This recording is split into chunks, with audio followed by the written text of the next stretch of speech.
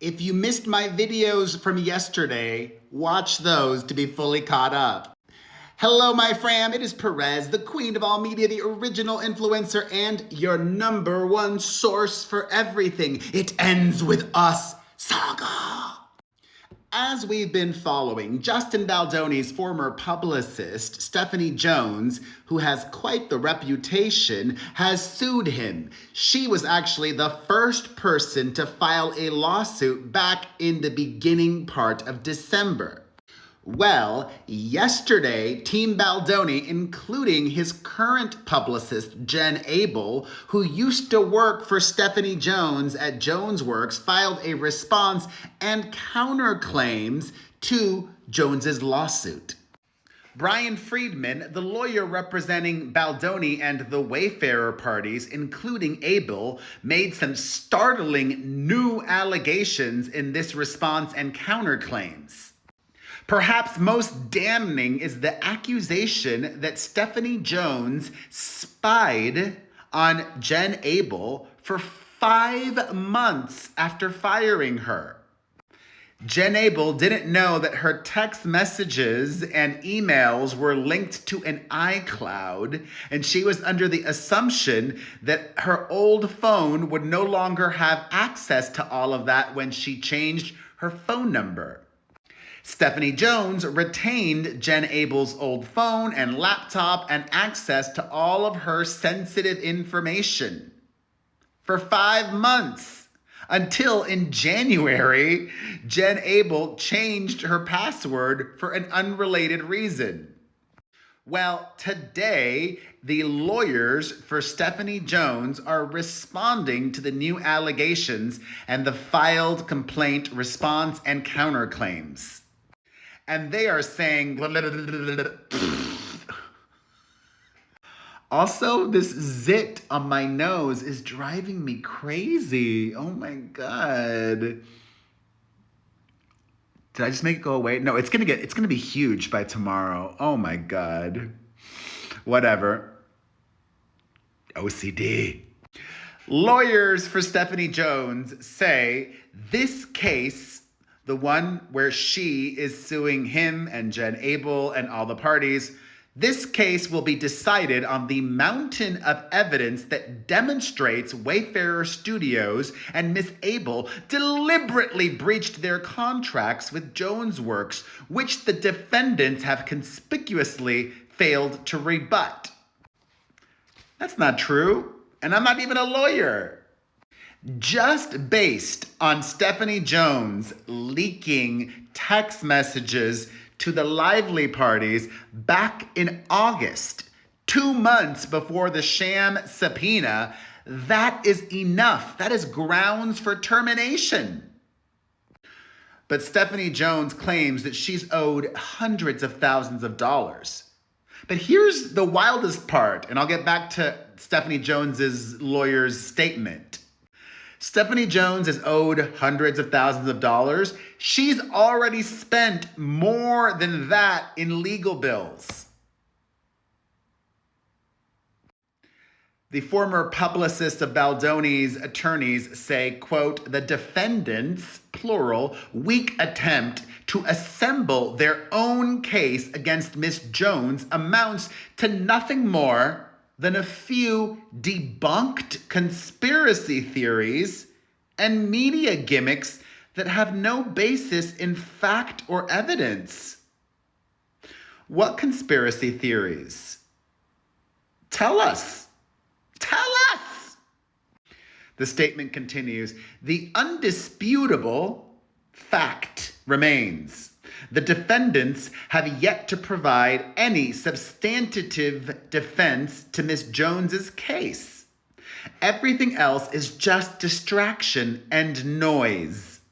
Reversing course, dropping previously touted claims, presenting zero new evidence, and putting out the world's longest and most confusing statement. What a desperate ploy by a team who tonight all but admits they're in trouble. Behind their empty gusto, you'll find not even an attempt to defend the misdeeds laid bare by the evidence. Quite telling. Oh my God, my zit got big again. Ah!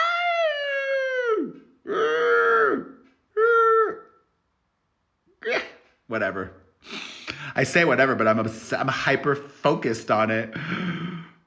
Well, Brian Friedman has a lot to say. Baldoni, an Able and the Wayfarer party's lawyer, shares the following, quote, "In light of new evidence being uncovered almost daily, it has become imperative to amend our counterclaims against Stephanie Jones and Jones Works.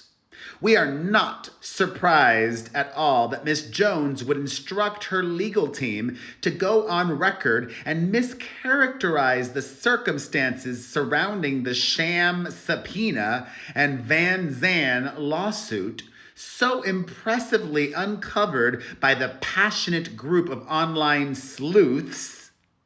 A cursory reading of the Van Sham lawsuit makes clear that the lively parties have been caught engaging in their own smear campaign, intentionally circumventing the normal procedures for clearly improper purposes by creating a farcical complaint with an unrelated plaintiff and no-name defendants, ensuring that no one would know about or object to their attempt to obtain information they were not entitled to.